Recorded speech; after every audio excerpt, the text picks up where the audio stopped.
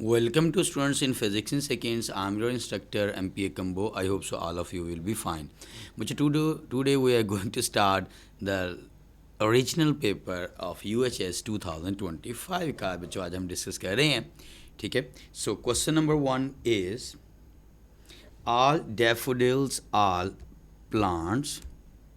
तो जितने भी बच्चों डैफोडिल्स हैं वो क्या हैं? वो प्लांट्स की गिवन है हमारे पास. So these are plants and these are daffodils. So all daffodils are plants. And next है all plants are living things. All plants सारे के सारे जो plants हैं बच्चों these are living things हैं. So these are living things. This is the bigger circle. Living things mean L. And next one is all some living things are reals. Real की बात हो रही है. Some real thing are real. So first हमारे पास है बच्चों conclusion all daffodils are living things.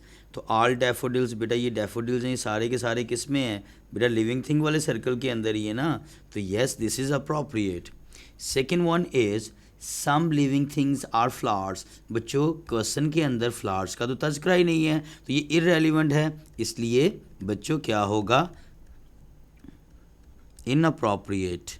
And third one is all daffodils are reals. तो बच्चों डैफोडिल वाला सर्कल ये है रियल वाला सर्कल ये है दोनों दूर दूर हैं डिसजॉइंट हैं तो क्या होगा inappropriate. सो कौन सा आंसर है बच्चों? सो alpha is your required answer. So next question is what will come next. एक आपके पास बच्चों एक नंबर सीरीज है और बड़ी सिंपल सी है 1 4 2 5 3 6 4 7 एंड मिसिंग टर्म. आपको आपके उस्ताद जी ने बताया फ्लो चेक कर लो 1 के बाद 4 4 के बाद 2 2 के बाद 5 5 के बाद 3 3 के बाद 6 6 के बाद 4 4 के बाद 7 और नेक्स्ट टर्म. तो एक्चुअल में ये क्या है 1 के बाद बेटा 2 आ रहा है 2 के बाद 3 आ रहा है 3 के बाद 4 आ रहा है तो 4 के बाद क्या आएगा बच्चों 4 के बाद 5 आएगा. सो 5 इज़ योर बेस्ट आंसर. अब फॉलो अप भी कर सकते थे बेटा ये 4 है 4 के बाद 5 है 5 के बाद 6 है 6 के बाद 7 है. तो ये कौन सी सीरीज होती थी अल्टरनेट. तो देखिए कितनी प्रैक्टिस की हुई है आप लोगों ने. तो ये अल्टरनेट सीरीज थी आप लोगों के पास. So B alpha is your required answer. Question number 3 which of the following is the main cause of the accidents involving equipment. बच्चों मेन रीज़न क्या हो सकती है किसी भी एक्सीडेंट की बच्चों अगर उसका बच्चों रीज़न इन्वॉल्विंग जो सा इक्विपमेंट है. तो इक्विपमेंट मीन साजो सामान होता है. अवर कॉन्फिडेंस बेटा वो तो आप लोगों का उस ड्राइवर का अवर कॉन्फिडेंस होगा ना जिसकी वजह से वो एक्सीडेंट हुआ होगा. ठीक है आगे fatigue no poor training no. अब क्योंकि ये दोनों चीज़ें बेटा इक्विपमेंट से रिलेटेड नहीं है. इक्विपमेंट से रिलेटेड सिर्फ क्या है बच्चों insufficient maintenance.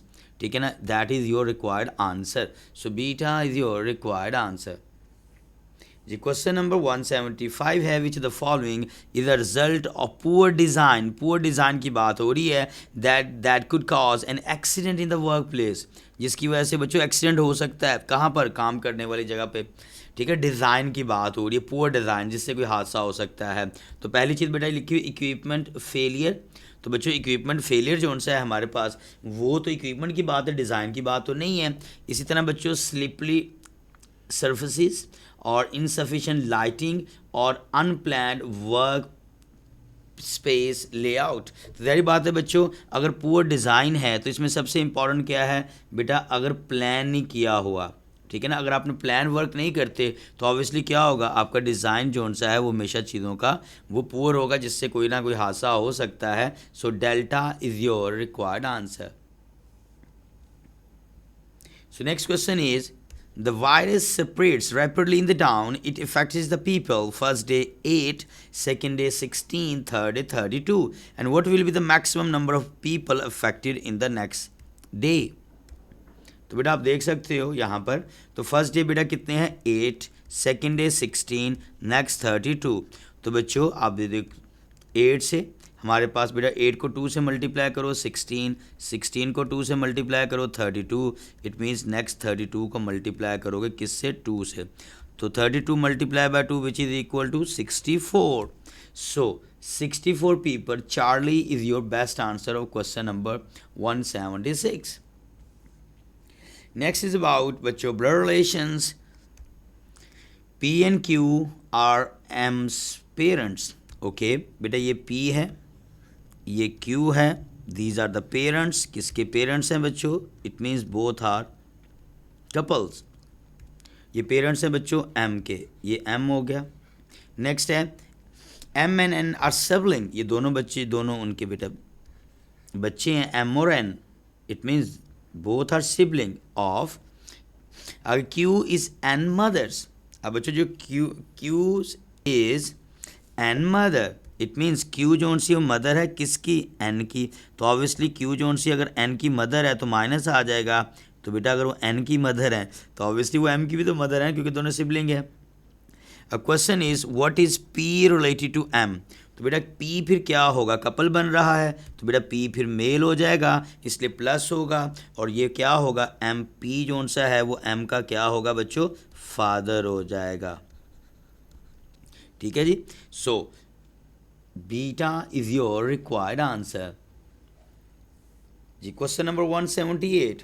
Asad bought 50 packets of biscuits, ठीक है ना, for the price of 500 rupees. It mean 50 packets की जो प्राइस है हमारे पास वो है हमारे पास 500. इट मीन 1 पैकेट की कितनी होगी बच्चों, 50 divided by 500 divided by 50 which is equal to 10. In similar way, Anam bought 25 packets of chips for the price of 1000. अब 1000 की बेटा बात हो रही है हमारे पास, और अनन में क्या लिया है बच्चों, 25 पैकेट्स हैं, किसके हैं वो, चिप्स के, तो वो 1000 के हैं. सो 1 पैकेट चिप्स की जो प्राइस है बेटा वो किसके इक्वल है, 1000 डिवाइडेड बाय 25 हो जाएगा. सो 25 4 टाइम्स, सो 40. इनके एक पैकेट चिप्स की प्राइस कितनी है, 40 रुपये. एक पैकेट जोन सी है बच्चों हमारे पास बिस्किट की कितनी है, 10 रुपये. इस मीन्स कि अगर मैं 4 पैकेट बिस्किट के ले लूँ, बिस्किट के कि अगर 4 पैकेट्स लेते हो तो कितनी प्राइस होगी, 40. तो it means 4 packets of biscuit equal to the 1 packet of chips. So alpha is your required answer. 4 packets की जो प्राइस है बिस्किट की वो इक्वल है 1 पैकेट्स ऑफ चिप्स के. So alpha is your right answer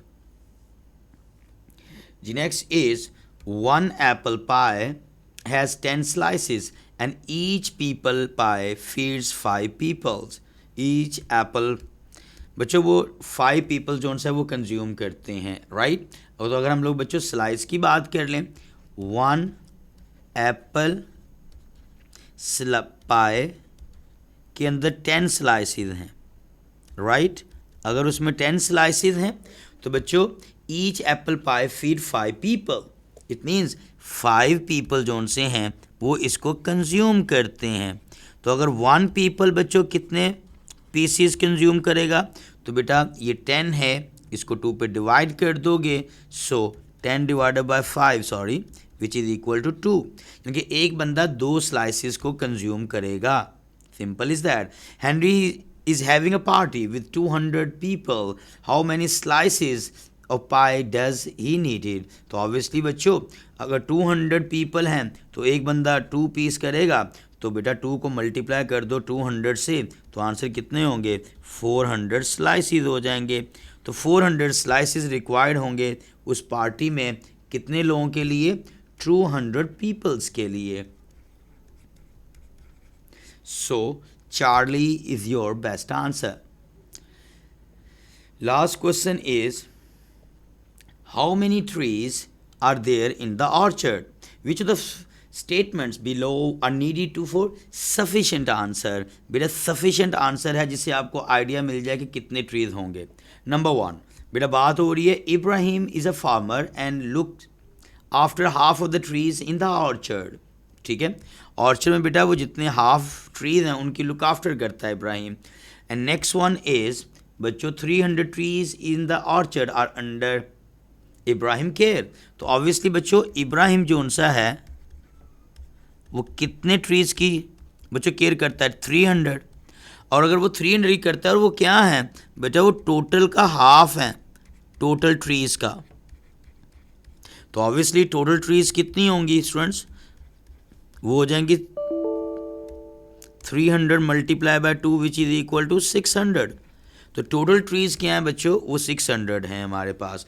तो आपसे क्वेश्चन ये था हाउ मेनी ट्रीज के लिए कौन सी कंडीशन, बेटा देखें पहली कंडीशन बता रहा है हाफ की, तो हाफ का होना बड़ा ज़रूरी था, ठीक है। अब दूसरी चीज़ बेटा उसने ये बताई सेकंड में कि 300 है उनकी जिसकी वो केयर करता है, तो हाफ ट्रीज 300 है, तो फिर उसी दोनों चीज़ों से आपको आइडिया मिले ना 600 है। So both is your required answer, so Charlie is your best answer. तो ये बेटा आई होप सो मेरे बहुत से स्टूडेंट्स के 9 आउट ऑफ 9 ये क्वेश्चन सही होंगे, ठीक है ना। बेस्ट ऑफ लक बच्चों, अल्लाह हाफिज़।